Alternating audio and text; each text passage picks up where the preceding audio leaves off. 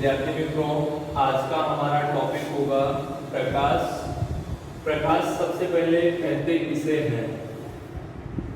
वह वस्तु या प्रकृति की वह वस्तु जिससे हमारी आंखें दीप्त होती हैं, जिससे हम किसी भी वस्तु को देख सकते हैं, उसे प्रकाश कहते हैं।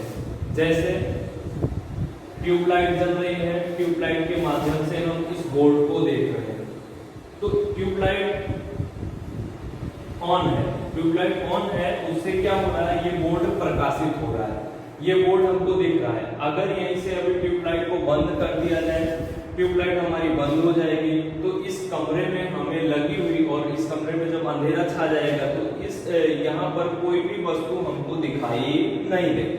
तो कोई भी वस्तु दिखाई नहीं देगी। दिखाई कब देगी? जब ट्यूबलाइट को ऑन किया जाए, प्रकाश का कोई माध्यम बनाया जाए। अगर प्रकाश का कोई माध्यम बनाया जाता है तो ही हर एक वस्तु दिखाई देती है। जैसे हम दूसरा उदाहरण लेते हैं सूर्य का। हम रात के समय देखते हैं तो हमें सभी वस्तुएं नहीं दिखाई देती, या जिस माप की होती है वो वस्तु हमें उस माप की नहीं दिखाई देती है। कब? जब तक रात के समय किसी भी वस्तु से, किसी भी स्रोत से प्रकाश ना उत्पन्न किया जाए। तो जब तक वस्तु दीप्त नहीं होगी, जब तक वस्तु प्रकाशित नहीं होगी, तब तक वो वस्तु दिखने वाली नहीं है। अच्छा, अभी हम ये जानते हैं कि प्रकाश की चाल क्या होती है। प्रकाश की चाल निर्वात में, निर्वात का मतलब होता है जहां हवा ना हो, और दूसरा प्रकाश की हवा में चाल, दोनों में चाल इसकी सेम होती है, एक जैसी होती है। निर्वात में प्रकाश की चाल लिखा जाता है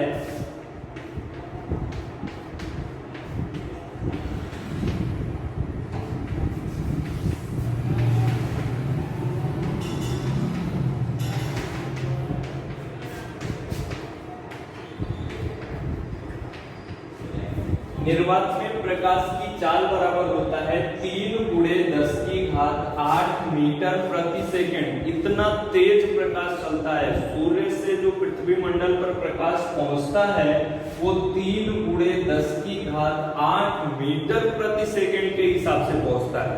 इतना तेज प्रकाश। जैसे अभी ये ट्यूबलाइट को अगर ऑफ किया जाए, ट्यूबलाइट बंद किया जाए, तो पूरे क्लास में अंधेरा छा जाएगा। लेकिन जब जैसे ही ट्यूबलाइट को ऑन किया जाता है, वैसे ऐसा नहीं कि मान लो ये ट्यूबलाइट को यहाँ ऑन किया तो बोर्ड सबसे पहले दिखाई देगा, इसके बाद हमारे हाथ में यहाँ पे चौक है तो बोर्ड पहले दिखाई देगा, फिर चौक दिखाई देगा, उसके आगे दूसरी वस्तु रखी हुई है फिर वो दिखाई देगी, फिर लास्ट में मान लो टेबल रखी हुई है तो लास्ट वाली टेबल दिखाई देगी। ऐसा नहीं होता है। जैसे ही हम ट्यूबलाइट को यहाँ पर ऑन करते हैं, वैसे इस रूम में रखी हुई या जो भी वस्तु हमारे पास इकट्ठा है वो तुरंत हमको दिखाई देने लगती है। तो इसमें हम प्रकाश की चाल को नाप सकते हैं, यहाँ से नापा जा सकता है, लेकिन हम यहाँ पर देखते नहीं है कि कितनी तेज प्रकाश भग रहा है। तो वैसे अगर निर्वात में प्रकाश की चाल मापी जाती है तो वो 3 × 10⁸ मीटर प्रति सेकंड होती है। लेकिन यही चाल जो होती है प्रकाश की, पानी में कम हो जाती है। निर्वात की अपेक्षा पानी में प्रकाश की चाल कम हो जाती है। पानी में प्रकाश की चाल, पानी में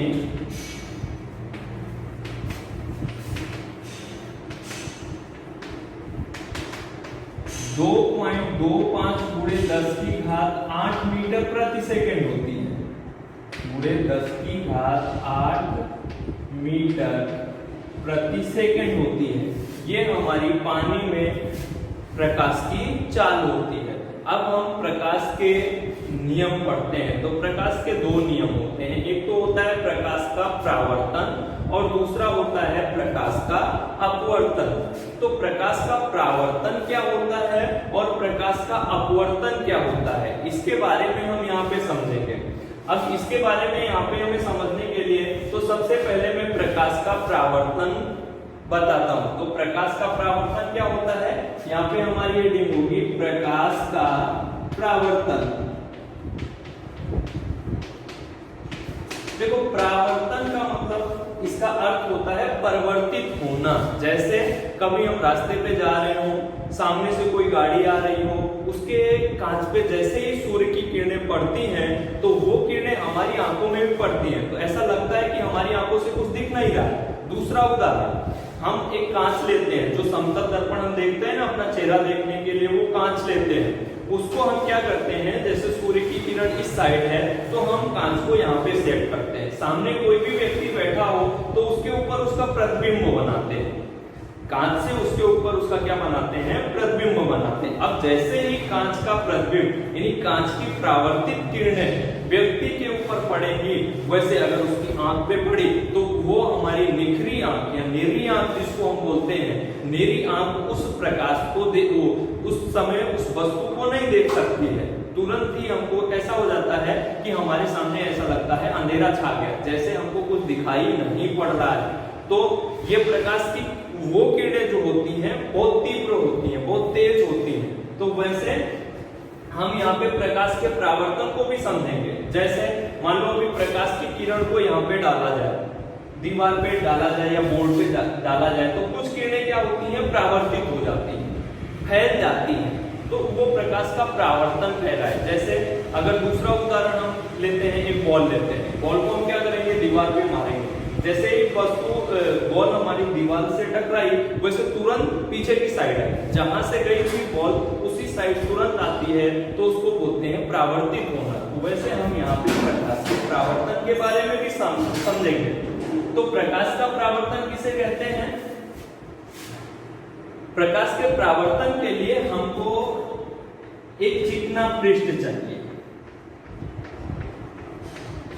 ये हमारा चिकना पृष्ठ मानो या कांच मानो, जिसको हमने एक तरफ से, हमारे पास जो कांच होता है ना, उसको भी अगर हम देखते हैं तो उसके पीछे की साइड में पेंट किया होता है, कलर किया होता है। तो मतलब एक साइड उसका परावर्तित बनाया जाता है और दूसरा साइड खुरदरा कर दिया जाता है। तो वैसे हमको यहाँ पर भी कांच लगाना है, या कोई भी ऐसी वस्तु लेना है जिससे एक हमारा भाग जो हो उसका परावर्तक पृष्ठ हो और दूसरा भाग हमारा खुरदरा हो। तो हम यहाँ पे इस कांच, मान लेते हैं कांच लिया हुआ है हमने, तो हमने कांच के नीचे वाले हिस्से को मैंने खुरदरा कर दिया। तो हमारी परिभाषा क्या बनेगी, यदि किसी चिकने पृष्ठ पर, यदि किसी चिकने पृष्ठ पर कोई प्रकाश की किरण आपतित होती है या पड़ती है तो वो पुनः उसी माध्यम में वापस लौट जाती है। अभी इसकी और अच्छी परिभाषा हम बताएंगे आगे चल के। तो अभी हमें केवल और केवल चिकने पृष्ठ के बारे में ही समझना है। एक माध्यम से हमारी ये प्रकाश की किरणें आई, किसी माध्यम से इसको बोला जाएगा, तो ये प्रकाश की किरण इस चिकने पृष्ठ से टकरा करके पुनः उसी माध्यम में वापस लौट जाएगी। अगर ये प्रकाश की किरण एक माध्यम से या किसी माध्यम से आती है और पुनः उसी माध्यम में वापस लौट जाती है तो इसे प्रकाश का क्या कहते हैं, परावर्तन कहते हैं। इसे प्रकाश का क्या कहा जाता है, परावर्तन कहा जाता है। ये आपतित किरण और इसको बोलते हैं परावर्तित किरण।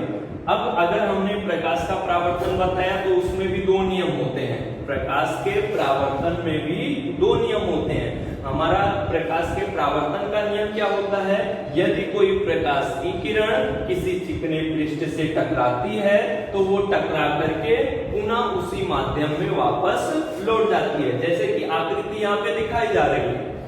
अब इसके प्रकाश के परावर्तन के दो नियम होते हैं। कौन कौन से हैं? आपतित किरण, इसको आने वाली किरण को आपतित किरण कहा जाता है और इसको परावर्तित किरण कहा जाता है।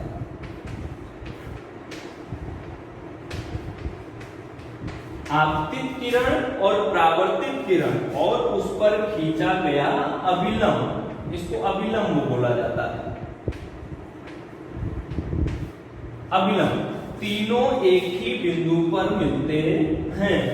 प्रकाश के परावर्तन का पहला नियम, आपतित किरण और परावर्तित किरण और उस पर खींचा गया अभिलंब तीनों एक ही बिंदु पर मिलते हैं। इसके बाद दूसरा नियम, ये तो हमारा पहला नियम हुआ।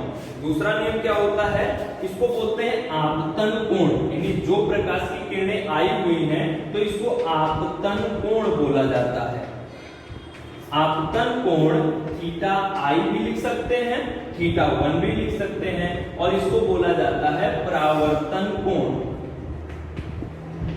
आपतन कोण और परावर्तन कोण दोनों का मान हमारा सेम होता है, मतलब इसको थीटा 2 से हम दिखा सकते हैं।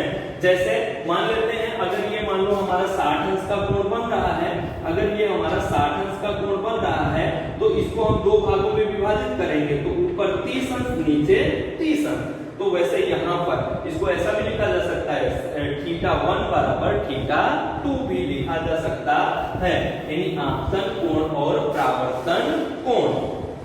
ये हमारा एक बार इस परिभाषा को हम वापस रिपीट करते हैं। प्रकाश के परावर्तन की, प्रकाश का परावर्तन किसे कहते हैं? यदि प्रकाश की किरण किसी चिकने पृष्ठ से टकराती है तो टकरा करके वह पुनः उसी माध्यम में वापस लौट जाती है, इसे क्या कहा जाता है? प्रकाश का परावर्तन कहा जाता है। प्रकाश के परावर्तन के दो नियम, आपतित किरण और परावर्तित किरण और उस पर खींचा गया अभिलंब, तीनों एक ही बिंदु पर मिलते हैं। आप दूसरा नियम, आपतन कोण और परावर्तन कोण दोनों का मान हमारा समान होता है। अब हमारा इसके बाद अगला टॉपिक आता है प्रकाश का अपवर्तन। तो प्रकाश का अपवर्तन किसे कहते हैं, इसके बारे में सबसे पहले समझेंगे। अगला टॉपिक हमारा होगा प्रकाश का अपवर्तन। अब जैसे हमने अभी बताया तुम लोगों को कि कुछ चीजें ऐसी होती हैं जिनके ऊपर प्रकाश डाला जाता है तो परावर्तित होती है, जैसे मैंने कांच का उदाहरण दिया, दूसरा उदाहरण मैंने दीवार और गेंद का दिया। अब हमारा जो प्रकाश का अपवर्तन होता है, इसमें क्या होता है? प्रकाश के अपवर्तन के लिए हमें क्या होता है कि जैसे अब प्रकाश अगर किसी भी वस्तु पर प्रकाश डालते हैं, जैसे मान लो अगर कांच पे पेंट ना किया गया हो, कलर ना किया गया हो पीछे वाले भाग में, अगर हम उसके ऊपर टॉर्च से प्रकाश डालेंगे उसके ऊपर, तो प्रकाश हमारा पूरा का पूरा निकल जाएगा। या टॉर्च देखा होगा, टॉर्च देखे होंगे, तो टॉर्च अगर हम उसकी स्विच को ऑन करते हैं तो प्रकाश की किरणें ऐसी नहीं कि जहां पे उसका बल्ब लगा हुआ है, मान लो इतना बड़ा बल्ब है तो इतने में ही प्रकाश जा रहा है। या जैसे ट्यूबलाइट का उदाहरण है, ट्यूबलाइट हमारी यहाँ पे लगी हुई है, तो ऐसा नहीं कि ये ट्यूबलाइट केवल और केवल प्रकाश कहां तक फेंक रही है, जहां इसके सामने ही ऐसा नहीं है कि प्रकाश ये फेंक रही है, ये प्रकाश क्या कर रही है? बिखेर रही है। जैसे यहाँ पे ट्यूबलाइट लगी हुई है, इतनी पतली सी ट्यूबलाइट है, तो अगर इससे प्रकाश निकले तो ऐसा नहीं कि सीधे सीधे में ही चला जाए, ये प्रकाश को क्या करती है? बिखेरने का काम। तो वो बिखेरने का काम जो होता है उसको हम अपवर्तन में समझते हैं। इसमें क्या होता है कि जैसे टॉर्च सभी लोगों ने देखा होगा, टॉर्च से जब प्रकाश की किरणें निकलती हैं तो उसका मान लो ये हमारा आगे वाला भाग होता है, यहाँ पे बल्ब लगा होता है, बल्ब हम जब स्विच को ऑन करते हैं तो प्रकाशित होता है, तो प्रकाश यहाँ से ऐसे निकलता हुआ दिखाई देता है। या यहाँ पे दूसरा उदाहरण मान लेते हैं, ये हमारी टॉर्च है, ये हमारी टॉर्च है। अब यहाँ पे अगर प्रकाश की किरण निकल रही है तो ऐसे निकलती है, ऐसे। अब ये प्रकाश की किरण जो निकल रही है बाहर की तरफ निकल रही है, या कहीं पर ऐसा होता है कि जैसे हमने लेंस देखा होगा, लेंस को हम क्या करते हैं? सूर्य की किरणों में उसको सेट करते हैं। सूर्य की किरणों में सेट करते हैं तो उस लेंस को अगर हम कागज के ऊपर थोड़े समय के लिए अगर इकट्ठे करते हैं, मान लो ये हमारा लेंस होता है, अब यहां से प्रकाश की किरणें आ रही है, तो ये लेंस क्या करता है? इन प्रकाश की किरणों को हर जगह से एकत्रित करता है। अब ये लेंस प्रकाश की किरणों को हर जगह से एकत्रित करता है, तो यहाँ पे हमारा मान लेते हैं ये कागज लगा हुआ है, तो कागज हमारा क्या होता है? सूर्य की गर्मी के कारण ये कागज हमारा जलने लगता है। क्यों? क्योंकि जितनी भी प्रकाश की किरणें उसके ऊपर, लेंस के ऊपर गिर रही हैं, वो सारी प्रकाश की किरणों को क्या कर रहा है? एक जगह पर कर रहा है या एक जगह पर एकत्रित कर रहा है। तो ये हमारा प्रकाश का अपवर्तन होता है। तो इसकी परिभाषा जानेंगे। इसके लिए हमारे पास दो तल की आवश्यकता होती है। दो तल की आवश्यकता होती है, यहाँ पे हमारे पास दो माध्यम की आवश्यकता होती है, जिस ऊपर वाले को हम सघन माध्यम और नीचे वाले को विरल माध्यम, या ऊपर वाले को विरल माध्यम, नीचे वाले को सघन माध्यम। एक विरल का सघन और विरल क्या होते हैं?